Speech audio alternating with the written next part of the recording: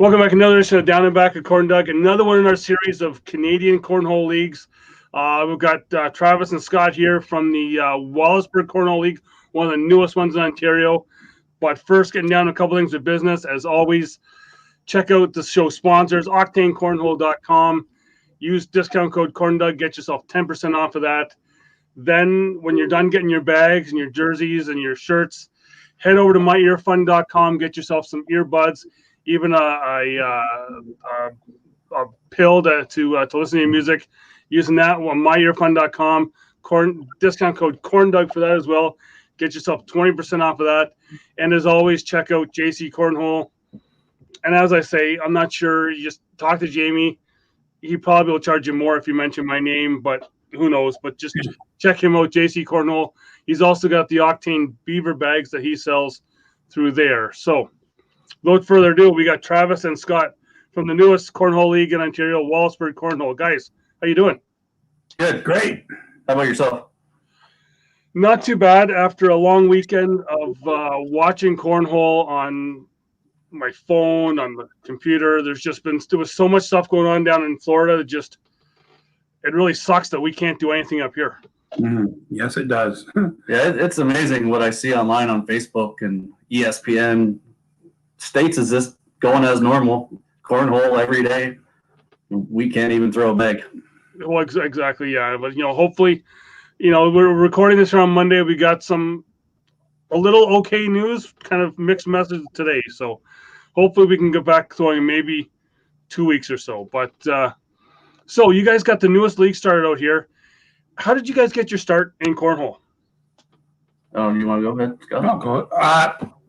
More or less just started playing campgrounds, and my friend here, Trav, we partnered up, went to a tournament in Port Lambton, and did pretty good. We won the tournament, with a bunch of rookie players, actually, but then headed to Barrie and played some experienced players, and turned out to be we got our butts handed to us, put it that way. Eye-opener, I guess, how much better some people are that are more experienced. Yeah. So for myself, I went to a NASCAR race, maybe 10, 15 years ago. And that's where I seen the sport and grew to love it. And then I got one for the campground, kept playing. And like Scott said, we went to a tournament. Port Lambton won that. Thought we were pretty good. We could put 4 bags on the board. Then we went to Barrie, and it was an eye-opener. And then there was an Essex tournament like a month later. And we thought, we'll go to Essex. We got some experience in Barrie. We should be all right. And then we found out Essex is better than Barrie. Yeah, Evan's got some. He's got some really good guys down in Essex. Well, their league. I think their league is what we all want to aspire to right now because they've got like 70, 80 people in their league.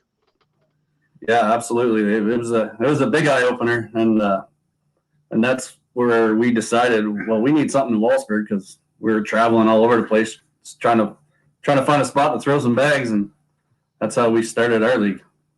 So I then also have to ask because I got my start in Charlotte at Charlotte Motor Speedway. The guys in Peterborough, Adam and them, they got started at Talladega. What race was it for you? The Michigan International Speedway. That's where it was the Father's Day weekend. That's where I got my start. Yeah, I probably seen cornhole as a more, not saying professional, but more legitimate sport at Michigan as well. In 2006, my first race, got to see the American Tailgating League, I think it was called at the time, then become ACL. That they had ran a big tournament there, and it was, it's when you first go to see it down there, it's kind of, they had 10, 12 boards set up. You're thinking, oh, that's a big tournament, but then you see some of the stuff now that it's like, wow. But just to see it down there, how they kind of take it down there your first time. Yeah, it's wild in the States. We try to explain it to some of our Canadian buddies here how they want to make it Olympic sport, and it just keeps growing and growing over there. And hopefully it's like that here in Canada shortly. Well, yeah, I think the more the people see it, the more some people kind of get. We just have to get those people to get out of the backyard to playing regularly. Yeah, absolutely. That was like our league. Our league was like that. Like when we started our league, a lot of people, I think, were playing in the backyards, like you say, campgrounds. And then our league, I was just impressed with how better the people got over even like a month playing. Like it was started out like they weren't very good, but then they got better. I admit me and Trav went in probably as our best player, but we didn't end up being the best players at the end, in our league. No. We have one guy, his name's Al Whitmarsh, and he never threw a bag until we started this league. And by the end of it, he was our top number one player. So, and he's just in love with the game. So I look for big things from him in the future. Well, and I think that's the thing, is just getting those people out to play. Because I know, talking with Sean in Newfoundland, they're the same way down there. Some of their players had never known what it was. They played washers or horseshoes, but it's till you can get the people out playing here. It's just a nothing game. Well, yeah, washers was our top go-to game for camping. Our kids played lacrosse together, so we always played washers at nights over a few sodas, and then we found cornhole, and just there's something about getting that bag in the hole that's a lot better than washers. Well, yeah, and I haven't played washers that much, but it's a lot easier to find the ones that you miss with when you're playing cornhole. Yeah, absolutely. For sure. So getting back to your league here, what sort of format do you guys run?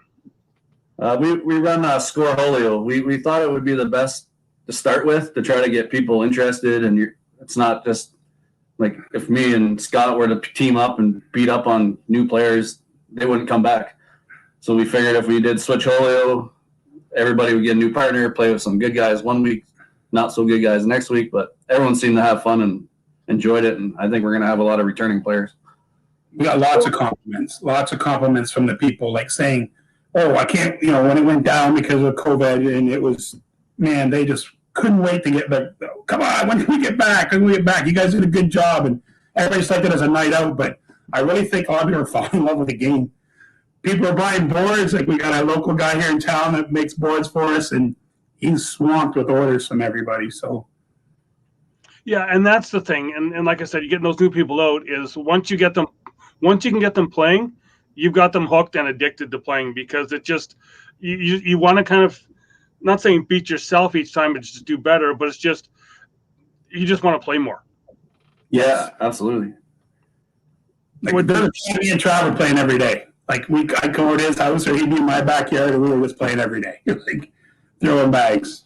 So yeah, and that's kind of the thing with me. And I was actually just for work, I was just talking to my boss today, because with COVID, I'm on days, but if I was like, you know what, I want us to open it back up, because for me, it was working nights, and then I'd have to stop by the Octane garage on my way home from work at like 11 o'clock at night, because why go home to a house that's everyone's asleep?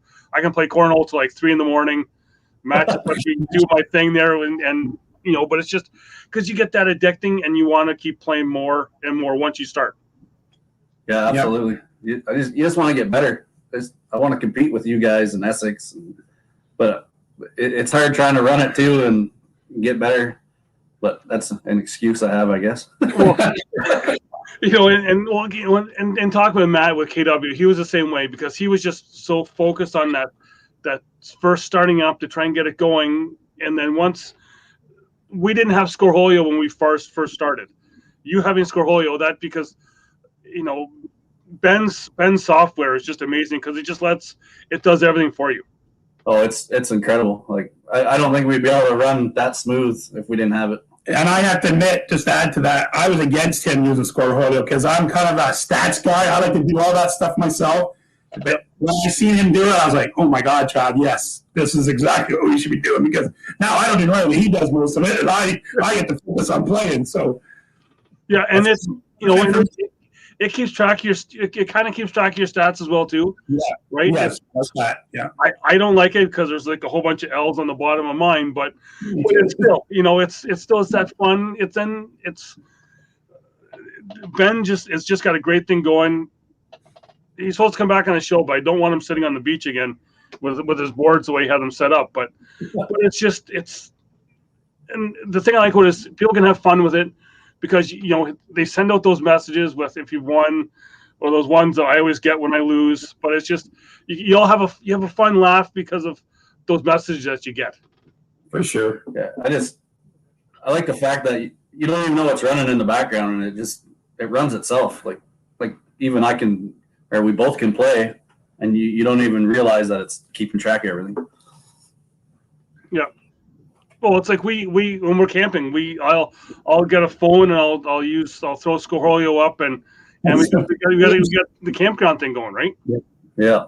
I use it for everything now. Even if we got 4 of us, I'll throw our names on it, and so it's. Yeah, it's also can be a good way to pad your stats with your SPR if you can get some people that you can beat. But I haven't got into that yet. Yeah. Well, that's the only issue we found with Switch Holio is guys were watching the TVs we think they were throwing games to try to position themselves to get a better partner, but we kind of fixed that near the end. We did a coin flip bet to figure out if you're first with last or first with the middle. So that way guys didn't know how they were going to be seated, but that was the only issue we had with it. Yeah, that's it. Yeah. So you're saying you're running Switch Holio. So how many people were you getting out then a week? I'd average of 34, I would think. We had 37 sign up, but due to COVID, there's a couple scares where they had to quarantine, and a couple people were scared to come out. They're going to wait till COVID's gone, which I don't think it's going anywhere. But no, I think that's where you guys and even Peterborough was the same way when they started up, and same with Sean and Newfoundland, that you guys have got like these awesome numbers starting out. Right, because I remember with us starting out, because we were the only one around in KW, we were getting like 12 a night or 14 a night, but just getting that like 30 plus people out is just, I think it's just phenomenal. Yeah, we're a small knit community, so a lot of us know each other. I guess there's 10,000 people in Wallaceburg, so a lot of our kids play sports together. So it was kind of easy to round up 30 players. And I think when we open up again, we'll be over 50. Like, I think we got that many people interested. I really do. Like, word's getting out. We got hats, we got shirts, it's getting out. So hopefully, you already give me. I've worn it a couple of shows. I've got my Wallaceburg hat here as well. But yeah, I that's like having the merchandise out there as well. Just helps out your league as well. Yeah, we did a hat swap with Essex with Evan there, so I got an Essex hat somewhere around here. Yeah. Well, and I know, and I think that's great because of that relationship you guys have with Essex, where I think you guys can, once you guys get going, you're getting some better. You can maybe be doing like a squad type of thing, going up against each other at a tournament, maybe. Yeah, that was the plan. We're probably going to invite Kitchener, St. Thomas, Essex. We're hoping to have something. We want to put together something this summer, but we'll see. I think that's the best thing because Essex was kind of down in that western side of the province alone for the longest time. Now you guys are there. St. Thomas has started up. We can try and get them in the loop, but it's them. Then you guys can also join with them when they head to Michigan for some of their stuff. Oh, for sure. And I can't thank Evan enough from Essex. Like I bugged that guy so much. Yes, you did. I'm messaging him at midnight to 7 a.m. when I'm at work, but he answers every question I have. And he helped me a lot with Scorholio and the boards. He lent me one of his boards to bring here to our woodworker, and that's Kurt Veenstra. He's amazing. I told him October 20th if he could make me 6 sets of boards, and he had them ready by November 15th. And then we start our league November 18th. So, and he did an amazing job on the boards. Well, I think that's the one thing that, especially most of the cornhole leagues in Ontario here, is that if you go to talk to someone about asking, how do you guys run this, or what do you do for this or this other thing, a lot of them seem to want to work together and help each other out. Yeah, it's great. Like we seen the way he ran his tournament when we went there, and I was really impressed. And I was like, we need to start something. And we've seen what good boards were like. Yeah, because our boards that we were using were, Yeah, now we got. They're a little scary, Now we got pro style boards, and I just think we did everything. It costs a lot of money to start, but I think we did everything right. That way, everybody enjoyed themselves, and you wouldn't know it. You'd think we ran our league for 4 years how smooth it ran. Well, and that's the thing, you talk about tournament, and I've talked to some guys who were at the tournament that you guys had run, and they said it was just run fantastic.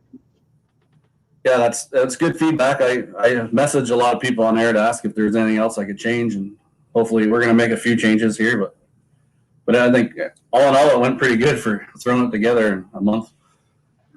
Well, yeah, and that's the thing is that if you can, well, it was, I guess where Scoreholio helps you as well too, but just that tournament where you've got stuff going and it's just there's not a lot of guys like just sitting around waiting, but you've just kind of got the right people playing in the right spots. Yeah, it was hectic. I was nervous about having that tournament, but it went well. We paid out 80% of the money, and I think everybody was happy with that. A lot of compliments we got that day. Well, yeah, like I said, I've had DJ Rose on the show where he was in your tournament, and I think I'm not sure if he's even come out to a couple of your league nights as well too. I'm not sure if he did or not, but no, he had said how you guys had just run it great because he'd been in tournaments on the state side and the Ontario side, and he was like, it was a well-run tournament with a lot of great players. Yeah, there was a lot of great players. We had probably the best from Kitchener, maybe not the best, but I think he's one of the best with Dean, and we had a lot of great players coming from Essex, Niagara. The talent was crazy. I don't think Wallaceburg fared out too well. No. But we see what we can be capable. And a lot of guys talked about it. Wow. Like I said, just no difference when we went to those tournaments. How much better you have to be competitive. Oh, and I'd say for sure. And I was like, you guys got that great kind of experience where you had those other players come in. You think you're good, and then you have those other players come in, and then you're like, oh crap, I got a lot of work to do, right? Which for us in KW here, we had that where we were having our own stuff and doing this and doing that, and it was just us, and we were like, oh, we're great, and then we thought we were, and then we headed down to Cherokee, North Carolina to an ACL final, and we were like, wow, we aren't even half as good as what we thought we were, because we're just getting wiped all over the place. But you kind of need that with your newer players to show that where you want to be. Absolutely, and you gotta lose to get better. That's what my thinking. Yeah. Well, I remember we went to the Barrie tournament too. We were talking to a few of the KW guys, and they were talking about it got canceled because of COVID. Obviously, they were going to the World Championship, and I want to say they said North Carolina, South Carolina, or something. They were supposed to go there, and then me and Travis were both saying, "Well, you guys will do pretty good down there." And we're looking at them guys thinking how good they are, and they go, "We won't win a game." And I go, "What?" Yeah. I was like, "Wow." What was that Tavares? I think. Yeah, it was. I'm trying to think of who went up that one. I think it was Phil. I think Steve Poole might have put up at that one as well too. But yeah, we were down in Cleveland just before that. We were at a national in Cleveland, and when we're up here, we're all like advanced and that, and we go down there, we play like social, and we just social. Yeah, I just got done watching about a month ago the college finals on ESPN, and wow, them guys are just amazing. Yeah, and the best thing is I've watched a lot of guys this weekend with the ACL kickoff battle, and so many of the guys I've seen down there have said, if they want to come up to a tournament that either we have in KW or they want to go and hang out with you guys in Wallaceburg at a smaller tournament to kind of give some of your players and add some tips as well too, and which I think is the one thing that people really don't get to talk about with the ACL pros is that they want to help out the newer players. Yeah, that'd be great. Like, I'm sure they have a lot of techniques and they could teach some of our amateur players or even us. Yeah, for sure. Yeah, I'm always looking for feedback. How I can get better. Oh, I'm one of those guys that started here and now I'm like way down over here. But it's still the love of the game. It's it's a game. It's a game that you can have fun with and you can just play anywhere. For sure, absolutely. So, in talking about you talked with your boards. What sort of what bags are you guys kind of using mostly? Well, we got to give a big shout out to Matt from Octane. we bought, I don't know how many sets, Well, 20 sets for leagues, and then league bags. people ordering their own personal ones after that. And again, I've bugged Matt constantly all hours of the night, in the morning. I'm sure he's probably sick of me texting him too. Well, like I said, I don't think Matt actually sleeps. No, I don't think so either. That he answers, like, I'll email him, I need a set of bags at 11 o'clock at night, and he gets back to me. I was like, oh, okay. And they're in the mail like 2 days later, and I have them 3 days later. Like, it's incredible the customer service he provides. Oh yeah, A lot of guys are changers too. yeah. It's and it's that's the other thing I like as well about cornhole is that you got so many different types of bags that you can use, and one's just because a bag's not right for you, it might be, or right for you, it's not right for someone else, and it's just it makes the game fun. Because you got the different bag for different situations as well too. Yeah, and I tried to go with Octane just because I knew it was a Canadian company, so I wanted to keep business in Canada, obviously. But some guys have ventured off to Game Changers and whatnot. But I'd say the majority of our league use Like they like the Octanes because we've got a few different bags out just for them to try, and they're like, "Hey, Trav, where are those Octane bags back?"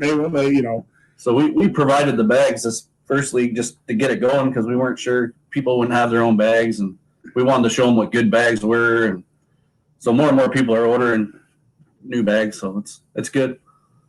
Well, and that just shows that more people are interested and will stay in the game longer. Yeah, and our board maker, he's busy. We're getting Matt more business with Octane, so it's good.